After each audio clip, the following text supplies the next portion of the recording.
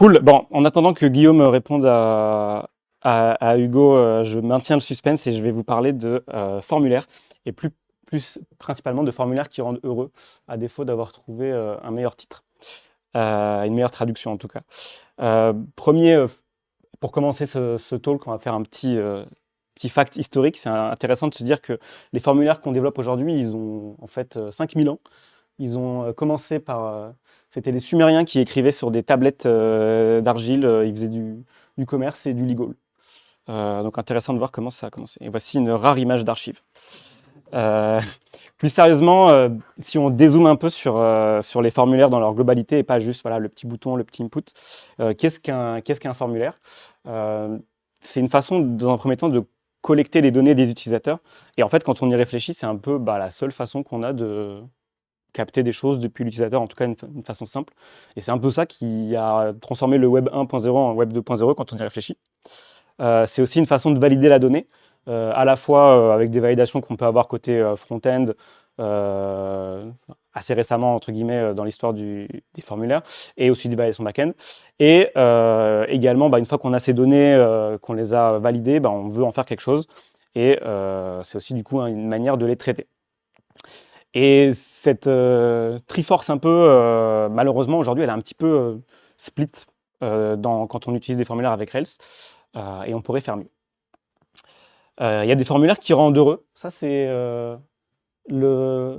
l'intro, enfin le formulaire d'onboarding de chez Luco, que je trouve qui est vraiment pas mal, qui est joli et facile à utiliser. Il y a ça. Donc on va voir dans cette presse comment est-ce qu'on peut faire des formulaires qui rendent heureux à la fois pendant qu'on les code et quand on les utilise. Slide d'auto-promo, je m'appelle Adrien, je travaille actuellement chez Kelvin. On est une jeune pousse dans le secteur de la rénovation énergétique. On fait principalement de la génération de plans travaux avec de l'open data et du machine learning. Je fais du Rails depuis 2009, donc je fais partie des vieux croutons qui ont levé la main en dernier tout à l'heure. Et je suis un early adopter de Turbo. J'ai mis Turbo en prod quand c'était en bêta. C'était broken. Et j'ai quelques contribs. Et je travaille aussi en side project sur YAMLfish, qui est un espèce de phrase / localize pour gérer ses trades et 18N de manière beaucoup plus simple et surtout gratuite pour l'instant. Je vous invite à regarder si ça vous intéresse. Alors, on va remettre au début si je peux, sinon on va laisser tourner. Ça, c'est l'exemple d'un formulaire que j'ai développé chez Calvin récemment qui m'a rendu très heureux à le développer et à l'utiliser, où on peut voir que voilà, on a le début de la vidéo.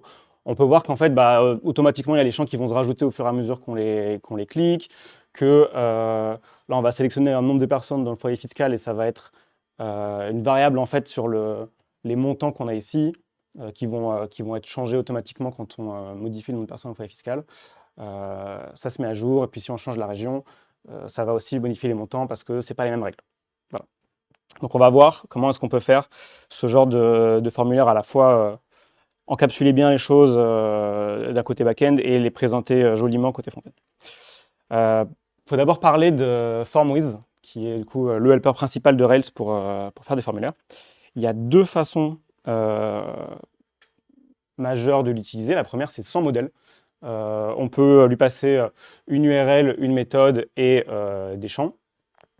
Et il va nous gérer notre petit formulaire, tout va bien, comme si on l'avait fait directement en HTML si on veut. Le problème avec ça, c'est qu'on n'a pas de validation facilement utilisable, il faut les coder soi-même. Si on veut pré-remplir le formulaire avec des données, il faut le faire dans la vue avec des values. Et la logique après de traitement de ces données, elle est dans le contrôleur, c'est un peu difficile de la réutiliser facilement d'un bout à l'autre. La plupart du temps, cela dit, c'est des modèles qui sont passés à FormWiz. On peut passer un modèle et ça va faire pas mal de choses automagiquement pour nous. Déjà, l'URL et la méthode qu'on avait avant, ils vont être devinés automatiquement par Rails en fonction du nom du modèle et de son statut. Est-ce qu'il est persisted? Est-ce qu'il est new record? Les champs vont être préfilés automatiquement et généralement, côté backend, on fait un update avec les paramètres. Ça met à jour, on est content et on fait des callbacks, on fait des trucs un peu bizarres pour gérer les cas un peu relous. En parlant de cas relous, on a les validations qui, des fois, peuvent être complexes. Je ne sais pas si vous avez déjà eu le cas de vouloir faire un formulaire qui touche à un objet, un modèle en particulier. Dans certains cas, on veut certaines validations. Dans d'autres cas, on veut d'autres validations, mais pas les mêmes. On se retrouve à faire des contextes de de validation et c'est un petit peu embêtant. Ça a entraîné des problèmes de sécurité. Alors, je sais pas, peut-être pour ceux qui font du Rails depuis longtemps, il y en a qui se souviennent. Un jour, quelqu'un s'est rendu compte que si on mettait admin true dans tous les user forms Rails, ça passait les users en admin. Parce qu'il n'y avait pas de validation, enfin les gens ne faisaient pas de validation même sur les paramètres qui étaient passés au user.update. D'où l'introduction de strong parameters qui maintenant permet d'éviter ce genre de choses, mais qui rajoute un peu de charge mentale, et puis aussi, voilà, c'est dans une méthode en plus en bas du contrôleur, etc. C'est un petit peu compliqué. Quand on veut travailler avec plusieurs modèles différents imbriqués les uns des autres, on utilise ce petit gars. Et voilà, enfin, je pense que j'ai trop un trauma pour en parler plus. Comment est-ce qu'on peut faire pour résoudre un peu tous ces soucis? On peut utiliser ce qui s'appelle des form objects. L'idée, en fait, c'est de créer un objet qui va se faire passer pour un modèle auprès de Rails, qui va contenir toutes les infos qu'on a de validation, de data processing, et les différents attributs qu'il prend. Dans un objet, on a tout au même endroit. Rails, il voit que du feu parce qu'il traite avec un objet, il va chercher dans les propriétés de cet objet-là, il va pas se rendre compte qu'il s'agit en fait d'autre chose. Et moi, je trouve que c'est pas mal, ça permet aussi de vraiment tester en isolation les formulaires. Ça peut être aussi intéressant, chez Drivey par exemple, quand je bossais là-bas, on avait des formulaires qui étaient à la fois utilisés côté API et côté user-facing. Ça permet de réutiliser son code. J'ai publié récemment une gem qui s'appelle HyperActiveForm, qui est en fait mon implément de form object que j'ai codé en 2020 quand j'ai créé la stack chez Ecotable, qui fait 50 lignes de code, qui est assez simple, qui utilise Active Model Attributes, Active Model Validations, qui n'a pas de dépendance à part Rails. Donc il permet de faire tout ça, et je vais vous présenter rapidement comment ça fonctionne. Donc l'idée, c'est d'avoir une classe par différents types de formulaires. Donc là, on a un profile form, de rajouter pas mal d'informations. Le premier ici, donc c'est un cas un peu particulier on va pas rester très longtemps dessus, mais c'est le proxy. On peut dire en fait à notre formulaire, bah, toi tu es comme un user, et ça va permettre en fait à Rails de automatiquement trouver l'URL et la méthode. On peut s'en passer, juste il faudra spécifier l'URL et la méthode dans ce cas-là. Mais c'est plus simple quand vraiment on a un formulaire qui va juste éditer un user directement et qui n'est pas plus complexe que ça. On a des attributs, donc là c'est l'API de Active Model Attributes qui permet de définir les attributs. Donc on définit simplement leur nom, on peut passer un type en deuxième paramètre, ça va automatiquement gérer tout ce qui est typecasting. Donc plus besoin de son parameters quand on fait ça parce que les attributs sont déterminés ici et le formulaire va savoir lesquels sont autorisés ou pas. On a les validations, c'est les validations Active Model classiques que vous connaissez. On a une méthode setup qui est appelée à l'initialisation du formulaire, qui permet en fait de pré-remplir les champs qu'on veut. Donc la plupart du temps, quand on est vraiment là en relation one-one avec un modèle, bah, on va mettre les attributs du modèle. Mais quand on a plusieurs modèles différents, etc., bah, c'est intéressant de savoir voilà, comment remplir tel champ avec quelle valeur. Et enfin, on a la méthode perform qui est appelée et qui contient la logique du formulaire. Donc là, c'est un cas simple. On va updater le user, mais ça peut aussi être ici où on va scheduler des jobs, envoyer des emails une fois que le formulaire est soumis. Côté contrôleur, comment ça se passe? On va instancier le formulaire. Donc ici, par exemple, pour le edit du users controller, on a juste un instancier le passer à la vue. Et pour le update, on va pouvoir appeler la méthode submit avec les bons paramètres. Pas de strong parameters ici, juste les paramètres. Submit va en fait appeler les validations. Si le modèle est valide, ça va retourner true et ça va appeler le perform et retourne true. Donc on va pouvoir avoir notre forme qui est exécutée et redirect to success. Et autrement, ça retourne false et on peut afficher les erreurs. Côté vue, rien ne change, à part qu'au lieu de passer le modèle à FormWiz, on passe le formulaire. Si on n'a pas de modèle, et c'est ça qui est cool, c'est qu'on peut utiliser un form object quand même et bénéficier de tous les goodies de FormWiz avec un modèle. Donc là, par exemple, on va avoir un formulaire de recherche d'utilisateurs. Donc imaginez une page où vous avez la liste de vos utilisateurs et vous voulez les filtrer. Ce formulaire-là, il a un nom, un email, un âge minimum, par exemple. On peut définir un attr reader pour stocker les résultats. En fait, le formulaire va remplir cette variable, mettre le résultat dedans, et dans la vue, on peut simplement appeler form.results et on aura accès au résultat de notre formulaire. Donc ça, c'est pour la partie être heureux quand on code un formulaire. Et je trouve vraiment que c'est pas mal. Ça aide à mettre les choses vraiment dans leur coin, à tester en isolation. C'est plutôt cool. Maintenant, côté Hotwire, comment est-ce qu'on va faire pour rendre jaloux les gens qui font du React?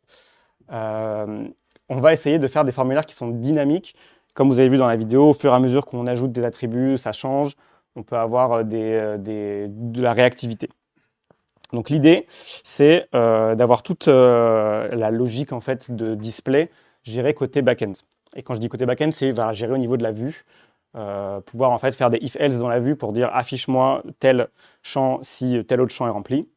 Et automatiquement, quand le formulaire, quand un champ qui nous intéresse change, pouvoir rafraîchir le formulaire. Récupérer le nouveau HTML avec les choses qui ont changé. Et grâce à Turbo, on va pouvoir rendre ça sympa à utiliser. Donc, comment faire pour rafraîchir le formulaire? L'idée, c'est, à chaque fois qu'on clique sur un champ qui nous intéresse, de le soumettre, comme si on avait cliqué sur le bouton Submit, mais de passer un paramètre en plus pour dire, attention, c'est juste un refresh, exécute pas le perform qu'on a vu tout à l'heure, juste mets-moi à jour le formulaire, renvoie-moi le HTML, et on va re-render la view.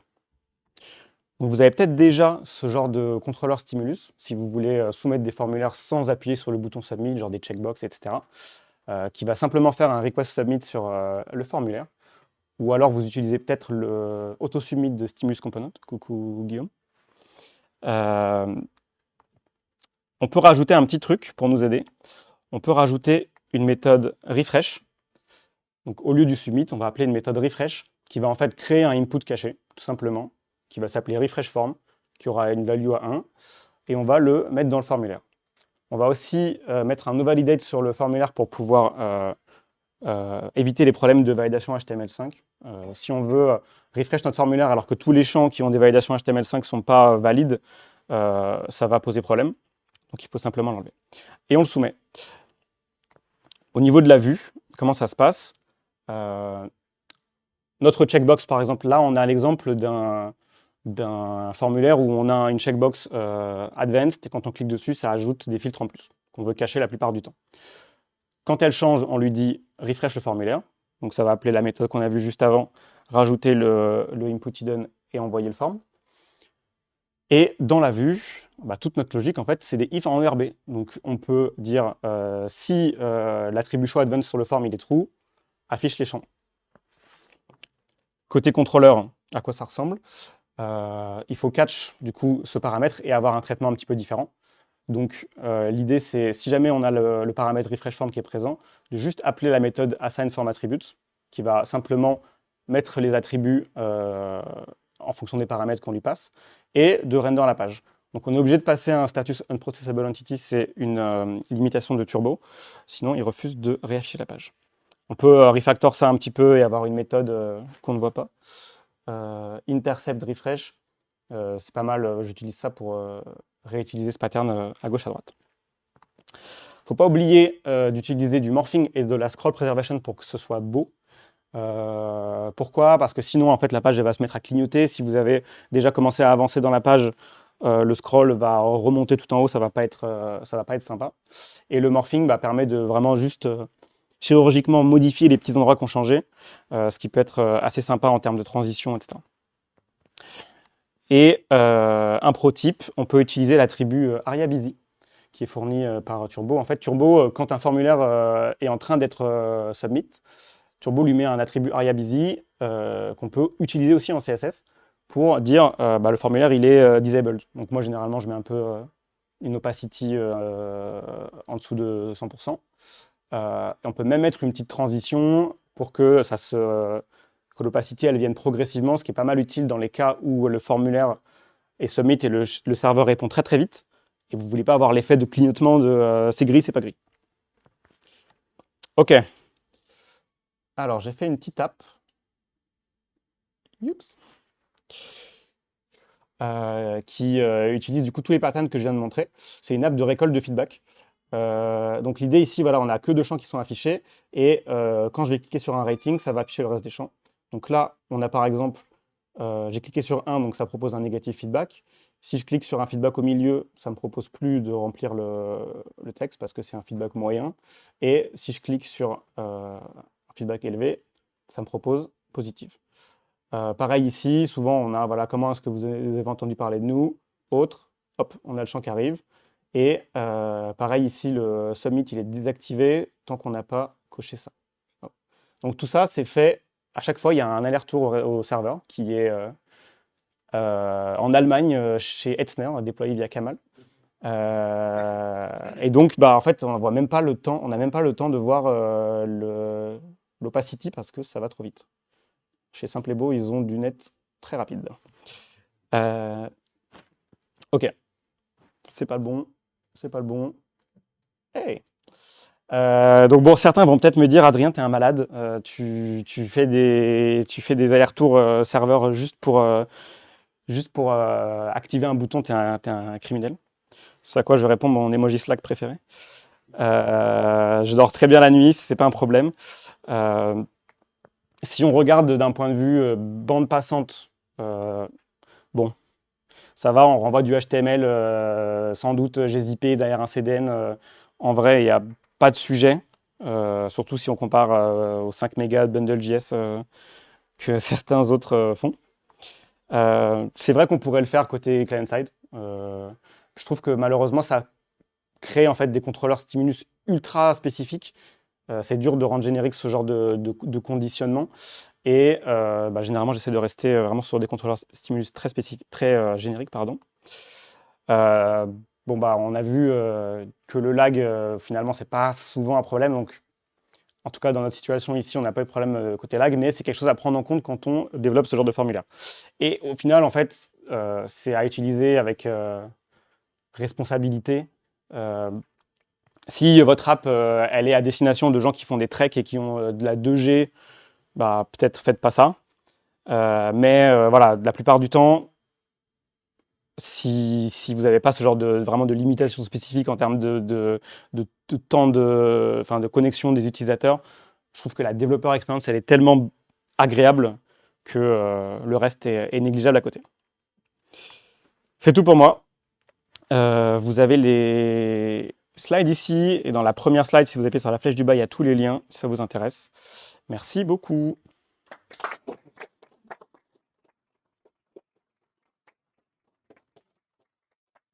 Il y a des questions? Une petite. Vas-y. Il parle bien dans le micro, s'il te plaît. Juste à parler des formes objects, et on a été confronté au problème, nous, il n'y a pas très longtemps, on ne savait pas trop où les ranger dans notre application. Ouais. Parce que du coup, c'est un peu du modèle, et ça peut être aussi très intrinsèquement lié à la vue. Et donc, comme c'est un peu un mélange des deux, on ne savait pas trop comment les ranger. Je sais pas si t'as déjà été. Sur les objets purement Ruby, j'ai l'habitude de les mettre dans app/forms. Et si tu utilises Hyperactive Forms, c'est le pattern qui est proposé. La vue, généralement, je ne vais pas faire de vue spéciale pour les. Enfin, tout simplement, je reprends, tac. Tu vas en fait pas avoir de vue vraiment spécifique au form object, tu vas avoir simplement ton forme comme ça. Donc c'est vraiment app/forms. Après, j'ai tendance à faire des fois des view components. Un truc qui peut être très utile aussi, qui n'est pas vraiment lié au form object, mais ça va être de faire un custom form builder où tu mets tes propres méthodes text field, date field, etc. pour avoir ton comment ça s'appelle, ton design system en fait déjà fait. Pas besoin de mettre des classes à chaque fois. Ok, merci. T'en prie. Je sais pas si on avait d'autres. Vas-y. Personne d'autre en termes de questions? Vas-y, Guillaume.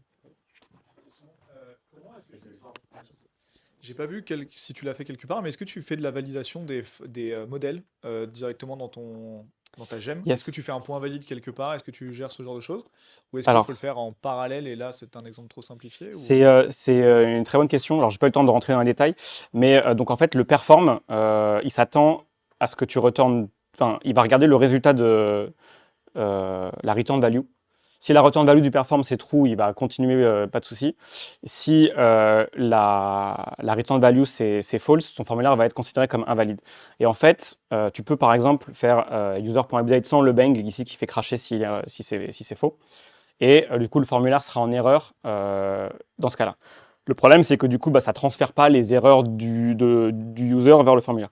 Il y a une méthode dans Hyperactive Form qui s'appelle add errors from model, qui va en fait les copier du modèle au formulaire. Ah, ok, c'est ça ma question. Ok. Et j'en ai peut-être une deuxième. rapide. Moi, en fait, j'ai un peu la même question, mais à un autre endroit. Hop. Ouais. Même question, mais quelques slides plus tard, quand tu es en cas du refresh form, tu vas juste loader les attributs du user dedans, et donc pas faire ton perform. Et voilà, quand tu fais juste ton assign form attributes, ligne 3, tu n'essayes pas des validations partielles à ce moment-là ou pas? Ou alors tu fais Alors, autrement, j'imagine. non, là, ce que ça fait, c'est uniquement, ça va mettre les attributs qui viennent des params Ouais. dans ton object. Il n'y a pas de validation à ce Ouais, moment-là, mais tu voilà. peux Je appeler. change ma question. Je veux le faire, je fais Ok, comment? tu Je vois appelles. bien que je peux coder point valide et point plein de choses et changer mon Alors, object. c'est une bonne question. Je pense que si tu appelles form.valide, du coup, ça va runner les validations Oui. et les erreurs, s'il y en a, seront C'est ça. affichées, quoi. Et après, dans mon ERB et tout, et entre guillemets, la développeur Ouais, expérience, elle est tellement cool c'est ça. que je sais faire des ifs, c'est pas trop dur pour moi, Et parce que ouais. j'ai beaucoup d'années d'XP, il y a un if, ça va. Et après, Ça il y va. a Ok. aussi des callbacks qui sont disponibles où tu peux avoir une Ouais. callback après justement l'assignation des attributs. Quand en fait, tu as des attributs qui sont dépendants d'autres et que tu veux que la valeur par défaut d'un attribut, elle dépende d'un autre, là, tu peux faire ça dans cette callback, quoi. Ok, très cool. Bah, moi, j'ai pas d'autres questions. Merci beaucoup. Merci. Bah, Guillaume, ça va être à toi alors. Merci. Le suspense.